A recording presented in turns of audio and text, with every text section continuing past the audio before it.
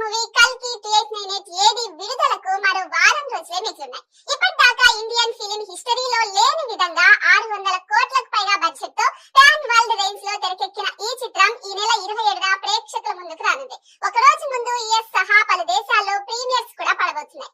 ఇండియాలో గురువారం రిలీజ్ కానున్న నేపథ్యంలో లాంగ్ వీకెండ్ లో వసూళ్ల మూత మోగుతుందని ట్రేడ్ వర్గాలు అంచనా వేస్తున్నాయి. యుఎస్ లో ఇప్పటికే ప్రీ సేల్స్ ద్వారా రికార్డు స్థాయిలో $2 మిలియన్ కు పైగా వసూలు రాబట్టింది. రిలీజ్ టైం కి ఆ లెక్క $3 మిలియన్ మార్క్ అందుకునే ఛాన్స్ ఉందని అంటున్నారు. ఇక సినిమాకు పాజిటివ్ టాక్ రావాలే కానీ ఇండియన్ ఫిలిం ఇండస్ట్రీలో ఉన్న రికార్డులన్నింటినీ తిరగరాస్తుందని అంటున్నారు.